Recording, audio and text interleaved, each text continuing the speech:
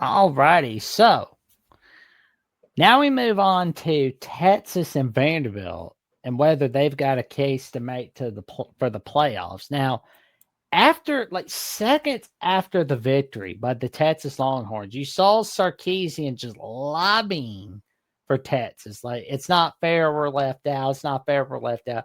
And there's one media person for Texas blaming the likelihood of Texas being left out due to having Ohio State, which that has nothing to do with that. It's all to do with losing to Florida. That's exactly. Why.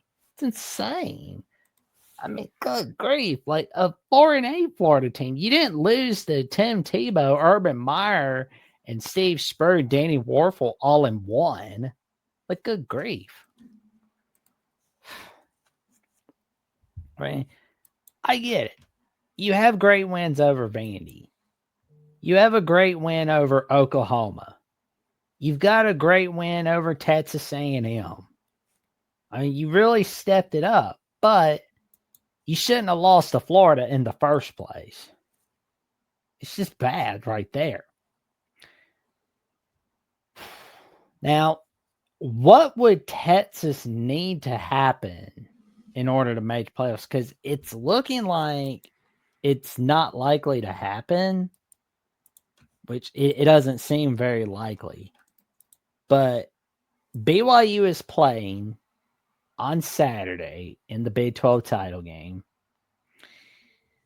Miami and Utah are not playing this week. Michigan's obviously knocked out at a 15th spot, so bye-bye to Michigan. It looks to me that 13th, that 12th, 14th spot's going to be wild. We're in for a wild ride on this spot. And, Tulane's the 24th team of the nation, but they would realistically get that last spot in if Selection Sunday was to come calling. I think Texas is out at this point. Yeah. And I also think Vanderbilt is out.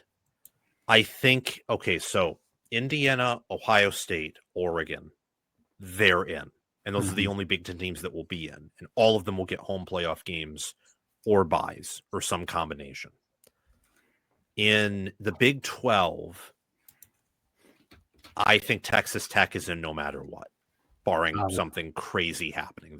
They're so dominant, and they kind of excuse the ASU injury due to the backup QB situation. In the SEC, Georgia is in no matter what. Alabama is in no matter what, because you're not punishing the conference championship game loss. No. Texas A&M is in no matter what. Ole Miss is probably in no matter what, but probably. We don't know that for sure. The ACC champion is getting in. So let's just say that's Duke for argument's sake. And the G5's getting in. So there's your 10. And let me just look up the rankings to make sure that I'm not. You said Texas A&M, Georgia, Alabama, Ole Miss. I don't think Oklahoma. Oklahoma. I forgot about Oklahoma. Yeah, Oklahoma's in. Yeah, Isaiah Satanga's been like a turning point for them this season. He has. Their offense is pretty bad.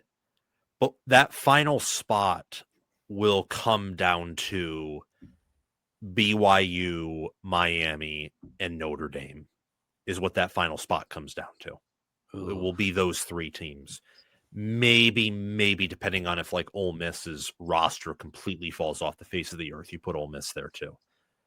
And I don't know, but Miami beat Pittsburgh very badly. They closed in with Notre Dame last week in the rankings.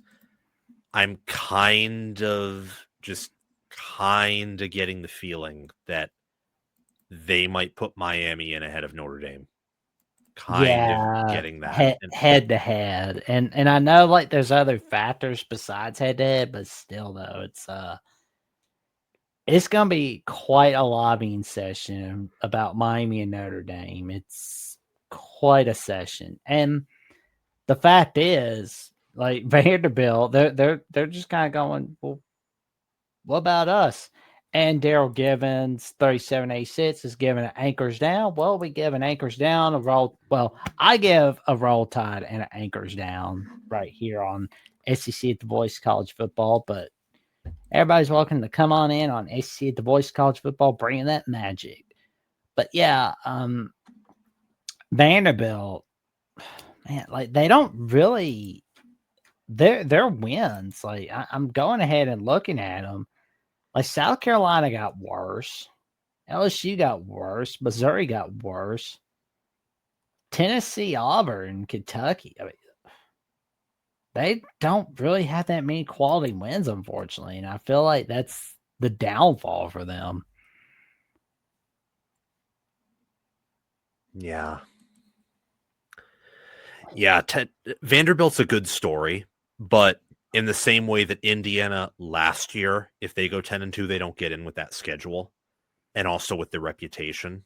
It's the same thing here with Vandy. Like Indiana, if Indiana went 11-1 this year, they actually like could have still made it to Indy and even gotten the first round bye. And if they missed, they would have gotten a home playoff game because of how the schedule set up. They had a big win and they legitimized themselves by going back to back and having successful seasons back to back.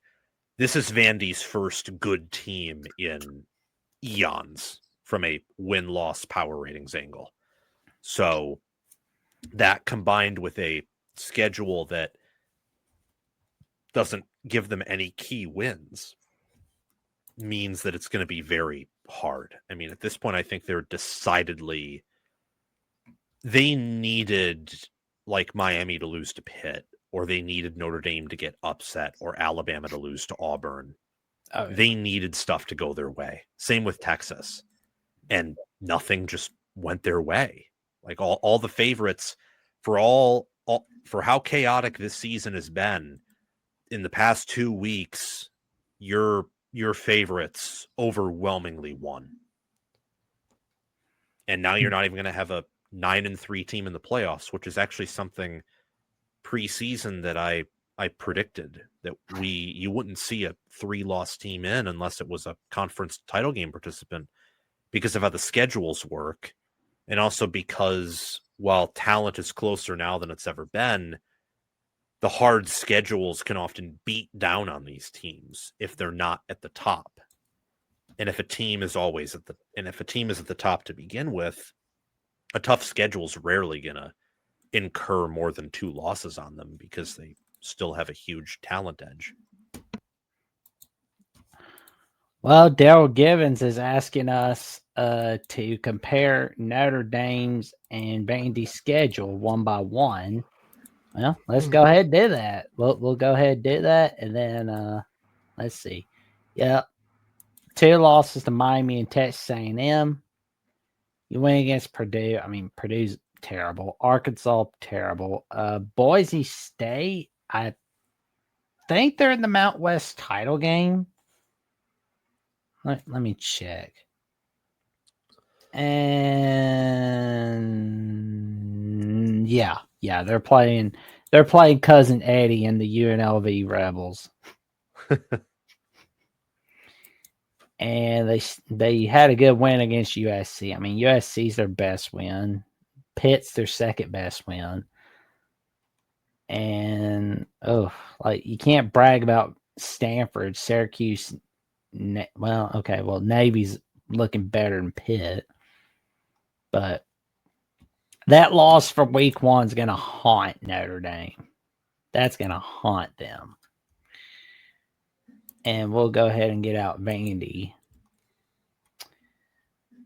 Charleston Southern, they dominated them. They beat Virginia Tech at Plattsburgh, which nobody does that, but still, though, and the Hokies, they didn't have a good season this year. South Carolina, they got worse as the season went on. LSU got worse. Missouri got worse. Auburn is Auburn. Kentucky, I mean, they smacked them off face the earth, but that Tennessee win, that was a huge one right there. I mean, you beat them in Knoxville. But I'm afraid that Notre Dame is going to be ahead of Vandy. That's what I feel like it's going to be, Daryl. I am sorry to say that. They will be, even though Vanderbilt has a superior strength of record. And the reasoning behind that, again, is they haven't earned their dues, which, whatever, even though their strength of schedule is way tougher. And because Notre Dame is insanely high in power ratings, because like Vanderbilt uses the slowest tempo in football, and Notre Dame does not do that. Notre Dame also has more talent. So that allows them to more easily blow out opponents. And that also is something the committee definitely looks at. Like, think of last year with Indiana. Only reason Indiana's viewed this highly this year is because they are so dominant in metrics that it would be a crime to refute how good they are. Vanderbilt, while very good in metrics, is more like Indiana last year, where they have strengths and they're obviously good, but they're not a national title contender. Oh, yeah. I want to see if 2026 be a better year for Vandy next year, but we'll definitely wait and see. But it's like, we didn't think Indiana could top this season. Yeah, it'll depend on a variety of things for sure. But I've gained respect for their staff and for their entire program. So I imagine I'd be probably more bullish on them next year than a lot of people would be. Oh, yeah. I mean, like Vanderbilt's going up and up. That there's a locked on Vandy. There's wow, that's crazy. Yeah, I know, right? It's like, and there is somewhere there's a Vanderbilt Voice College Football channel. Nobody's hosting that yet, but we could definitely wait and see what happens. So it would be fun to see all that. But as for the cases of Texas Vanderbilt for the playoffs, it looks very likely that they're not in. But we've seen stranger things happen from the committee. I mean, at least it's not like the days of the BCS. Like, good grief. Somebody was getting screwed over every time. But we will definitely wait and see how things turn out.